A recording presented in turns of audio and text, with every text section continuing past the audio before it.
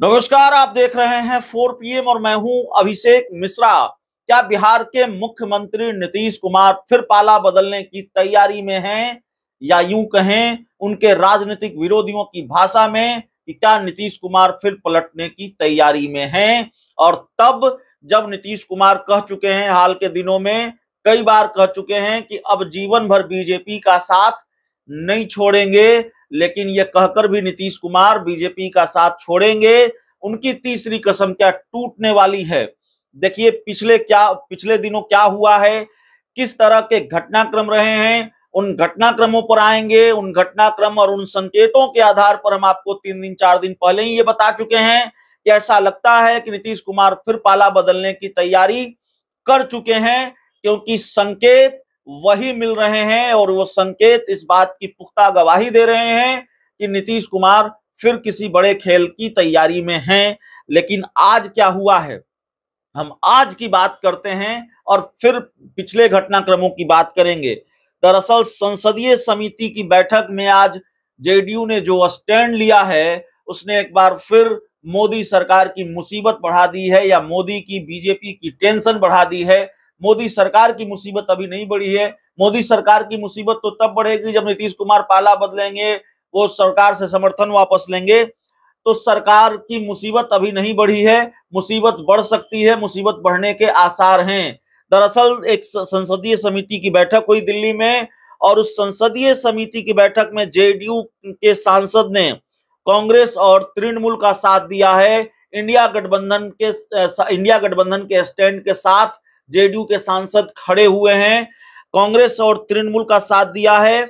और इससे पहले केसी त्यागी ने भी एक घटनाक्रम ऐसा हुआ, केसी त्यागी को लेकर विपक्षी सांसदों की बैठक में वो शामिल हुए, जिससे फिर ये संकेत मिलने लगे कि क्या फिर बिहार में खेल होने जा रहा है। तो खैर, आज दिल्ली में संसदीय कमेटी की बैठक में जो मीडिया रिपोर्ट्स के हवाले से खबर है, जेडीयू ने कांग्रेस और टीएमसी की मांग का पुरजोर समर्थन किया। गुरुवार को अन्य पिछड़ा वर्ग कल्याण संबंधी संसदीय समिति की बैठक थी, और इस बैठक में डीएमके और कांग्रेस के सांसद ने जातीय जनगणना की मांग उठाई। ममता बनर्जी की टीएमसी ने इसका समर्थन किया। फिर जेडीयू के सांसद भी विपक्षी पार्टियों का साथ देने के लिए सामने आ गए। इस कमेटी की बैठक में जेडीयू ने कहा कि बैठक में जाति आधारित जनगणना पर चर्चा की जाए। डीएमके के साथ टीआर बालू ने समिति की पहली बैठक में यह मुद्दा उठाया। भाजपा सांसद गणेश सिंह इस समिति के अध्यक्ष हैं। सूत्रों ने बताया कि कांग्रेस सदस्य मनिकम टैगोर चाहते थे कि समिति की बैठक में सबसे पहले जाति आधारित जनगणना पर चर्चा हो, और टीएमसी के सदस्य कल्याण बनर्जी ने उनका समर्थन किया। अब वो जेडीयू के कौन सांसद हैं जो इस समिति की बैठक में बिल्कुल इंडिया गठबंधन के साथ खड़े हो गए, इंडिया गठबंधन का समर्थन कर दिया, टीएमसी का समर्थन कर दिया, कांग्रेस के स्टैंड के साथ खड़े हो गए? तो वो जेडीयू के सांसद हैं गिरधारी यादव, जो बिहार की बांका लोकसभा सीट से सांसद हैं। और उन्होंने कहा कि समिति जाति आधारित जनगणना पर चर्चा करे और उसके लिए पहल करने की सिफारिश करे। टीएमसी के कल्याण बनर्जी ने मांग की कि समिति जाति आधारित जनगणना कराने के लिए केंद्रीय गृह मंत्रालय को पत्र लिखे। तो मामला सिर्फ जाति गणना का नहीं है। जेडीयू के राष्ट्रीय अध्यक्ष नीतीश कुमार के राजनीतिक सलाहकार केसी त्यागी ने 4 दिन पहले इजराइल को लेकर भारत सरकार के स्टैंड के खिलाफ बयान दिया था, और केसी त्यागी ने कांग्रेस सपा जैसी पार्टियों के नेताओं के साथ बयान पर साइन कर केंद्र सरकार से मांग की है कि वह इजराइल से हथियारों का लेन देन बंद कर दे और फिलिस्तीन का समर्थन करे। अब सवाल यह है कि केसी त्यागी जब एक्टिव हो जाते हैं तो फिर खेल किस तरह का होता है बताने की जरूरत नहीं है। नीतीश कुमार का पाला बदलना तकरीबन तय हो जाता है। मैं ये नहीं कह रहा कि नीतीश कुमार आज पाला बदल लेंगे या कल पाला बदल लेंगे, लेकिन संकेत एनडीए में रहने वाले नहीं हैं। क्योंकि सिर्फ संकेत ये नहीं है, सिर्फ मामला ये नहीं है कि नीतीश कुमार की पार्टी जेडीयू ने इंडिया गठबंधन का साथ दिया, संसदीय समिति की बैठक में टीएमसी और कांग्रेस का साथ दिया जेडीयू के सांसद ने। मामला यह भी है कि कुछ दिन पहले विपक्षी सांसदों की बैठक में शामिल हुए केसी त्यागी और उनके साथ खड़े हुए और भारत सरकार से एक बड़ी मांग कर दी इजराइल फिलिस्तीन को लेकर। आज ही जेडीयू के बड़े नेता हैं, पार्टी के एमएलसी हैं, गुलाम गौस से हमारी बात हो रही थी।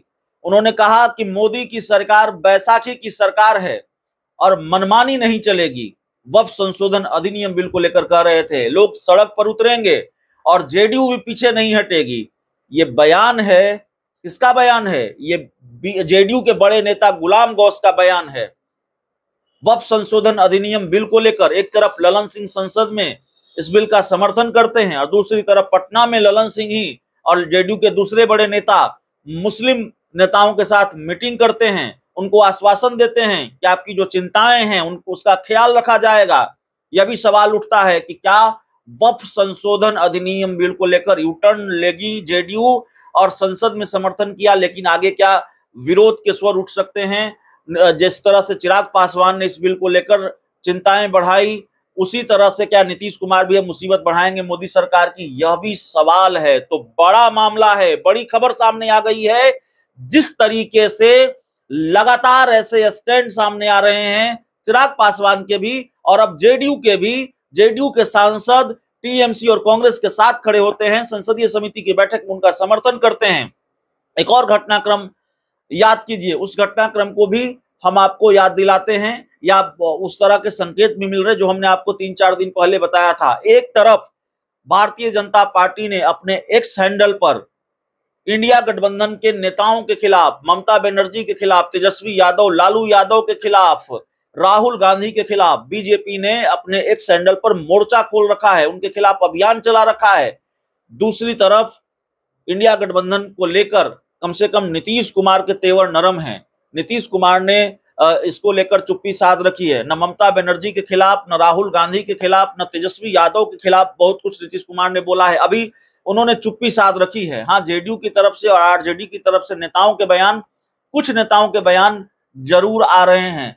कई तरह के संकेत मिल रहे हैं। संकेत यह भी मिलते हैं कि जेडीयू और बीजेपी के बीच सब कुछ ठीक नहीं है। और आज जो हुआ है, जिस घटना का जिक्र हमने सबसे पहले किया कि किस तरीके से जेडीयू के सांसद इंडिया गठबंधन के सांसदों का समर्थन किया है, उन्होंने टीएमसी कांग्रेस का समर्थन किया है। जेडीयू सांसद गिरधारी यादव ने जाति जनगणना को लेकर बात कही है। तो जाहिर तौर पर यह संकेत नीतीश कुमार और बीजेपी की दोस्ती ज्यादा दिनों तक नहीं चलने वाले संकेत हैं। ऐसा लगता है कि जेडीयू बीजेपी की इस नई नवेली दोस्ती की एक्सपायरी डेट जल्द ही आने वाली है, या ऐसा लगता है कि एक्सपायरी डेट आ गई है। तो नीतीश कुमार का पाला बदलना या पलटना तकरीबन तय नजर आ रहा है। लेकिन अब वो नीतीश कुमार ही बता सकते हैं, नीतीश कुमार ही जानते हैं, दूसरा कोई नहीं जानता कि उनके पलटने या पाला बदलने का मुहूर्त कब है। बहुत बहुत धन्यवाद।